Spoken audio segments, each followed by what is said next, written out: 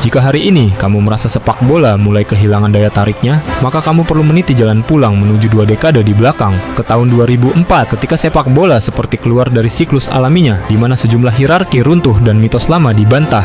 Dan bila puncak dari kejutan itu terjadi saat Yunani mengalahkan Portugal di final Euro, maka kekalahan AC Milan dari Deportivo adalah guncangan awalnya.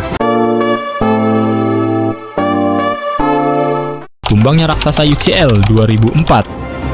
Tanggal 7 April 2004, AC Milan melangkah masuk ke Estadio Riazor, A Coruña, dengan tingkat kepercayaan diri yang nyaris mutlak. Kemenangan 4-1 di San Siro pada leg pertama membuat laga ini di atas kertas hanya tinggal formalitas. Saat itu, Milan berdiri sebagai satu-satunya raksasa Eropa yang tersisa di turnamen ini setelah Real Madrid dan Arsenal telah tersingkir sehari sebelumnya. Di atas lapangan, perbedaan status terlihat jelas. Milan dihuni pemain-pemain papan atas yang sedang berada di usia matang. Maldini dan Nesta menjaga area pertahanan di depan Dida. Pirlo dan Gattuso mengontrol ritme di lini tengah, sementara Kakak dan Shevchenko memimpin lini serang.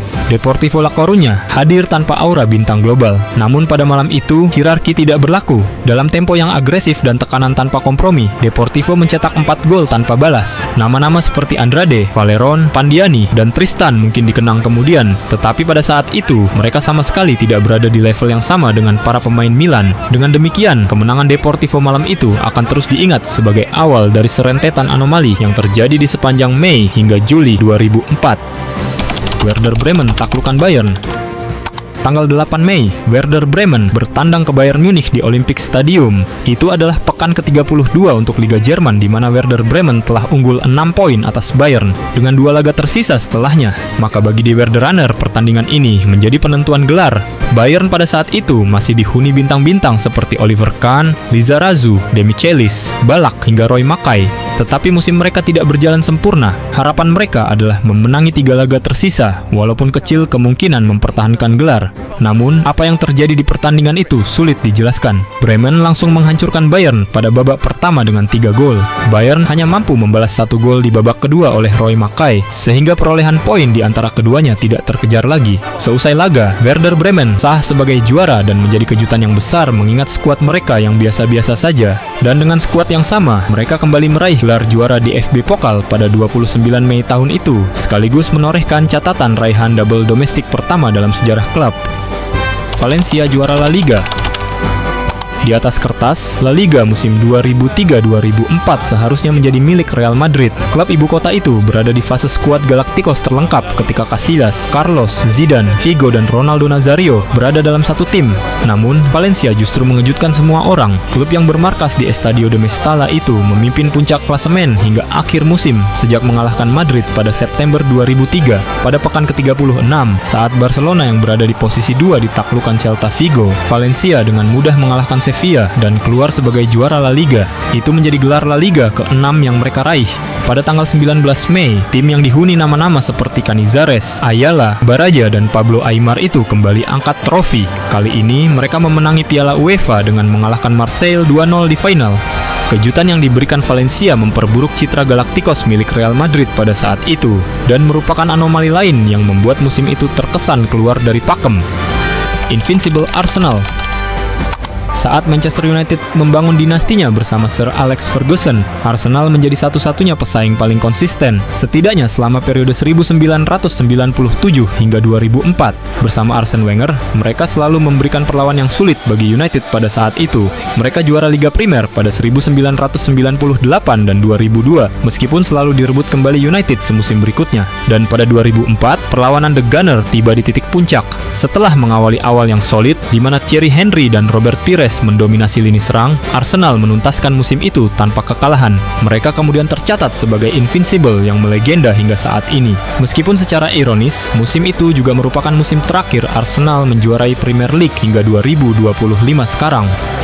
Final Liga Champions tanpa raksasa tradisional. Tanggal 26 Mei di Gelsenkirchen, final Liga Champions mempertemukan Porto dan Monaco. Selain kekalahan mengejutkan AC Milan dari Deportivo, gugurnya Real Madrid, Manchester United, dan Arsenal pada babak sebelumnya menandai musim yang aneh ini. Tanpa adanya klub dominan di partai puncak, maka final Liga Champions menjadi sebuah anti-klimaks. Publik akan mengenang bahwa pada malam itu, Porto menang mudah dengan skor telak 3-0. Namun, yang justru paling diingat setelahnya adalah warisan dari pertandingan itu. Mourinho kelak menjadi the special one. Didier Deschamps beralih pelatih dari Monaco menuju timnas Prancis lalu meraih sukses di sana. Deco, Carvalho, Morientes, Juli, Evra, Carlos Alberto serta sejumlah nama yang bermain malam itu langsung menjadi komoditas panas di pasar transfer. Anomali puncak Yunani di Lisbon.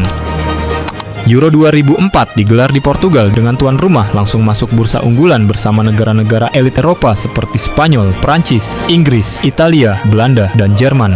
Ini adalah fase ketika sepak bola Eropa dipenuhi generasi emas. Raul, Del Piero, Ballack, Zidane, Beckham, Figo, hingga Ruud van Nistelrooy menjadi ikon. Namun, seperti kompetisi-kompetisi besar Eropa sepanjang tahun itu, Euro 2004 pun berjalan di luar nalar. Yunani, tim yang nyaris tidak pernah diperhitungkan dan baru tampil untuk kedua kalinya di putaran final Euro, justru keluar sebagai juara. Tim tanpa bintang ini bahkan mengalahkan Portugal 2 kali, di partai pembuka dan di partai final, seolah membingkai keseluruhan turnamen. Dalam satu ironi besar, jika menilik jalannya kompetisi, akan lebih masuk akal bila Republik Ceko yang mencapai final. Diperkuat Petr Cech, Pavel Nedved, Milan Baroš, dan Jan Koller, Ceko adalah tim paling eksplosif dan paling atraktif sepanjang turnamen. Namun, di semifinal, mereka justru tumbang, lagi-lagi di tangan Yunani. Yunani sendiri adalah anomali terbesar dalam konteks ini. Sejak fase grup, mereka tidak pernah mencetak lebih dari 1 gol dalam satu pertandingan, kecuali di laga pembuka melawan Portugal. Ironisnya, mereka lolos dari grup dengan jumlah poin yang sama dengan Spanyol, namun unggul produktivitas gol. Pola itu berlanjut di fase gugur. Di perempat final, Yunani menyingkirkan Prancis lewat kemenangan 1-0. Di semifinal, mereka mengalahkan Ceko dengan skor yang sama melalui gol pemain bertahan Traianos Delas. Dan di final, mereka kembali hanya membutuhkan 1 gol. Adapun gol Angelos Charisteas ke gawang Portugal di final menjadikan Yunani juara Euro 2004 dengan total hanya 7 gol sepanjang turnamen, sebuah pencapaian yang hampir mustahil dalam konteks sepak bola modern. Anomali di Euro 2004 pun menutup musim itu dengan satu kesimpulan yang sulit dibantah, bahwa pada 2004 sepak bola Eropa keluar dari jalurnya.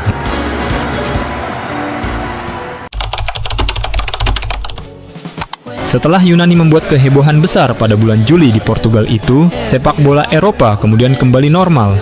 Invincible Arsenal yang bertahan selama 49 pertandingan liga akhirnya dipatahkan oleh Manchester United pada 24 Oktober tahun itu, sekaligus menandai paceklik panjang Arsenal di Premier League. Baik Werder Bremen maupun Valencia tidak pernah lagi muncul di puncak klasemen hingga hari ini. Bayern kembali menguasai Bundesliga, sementara Real Madrid dan Barcelona bergantian merajai La Liga. Sementara Liga Champions kembali menjadi panggung bagi raksasa kontinental. Timnas Yunani tidak pernah muncul lagi dengan cara yang sama. Cheetah, up to 0.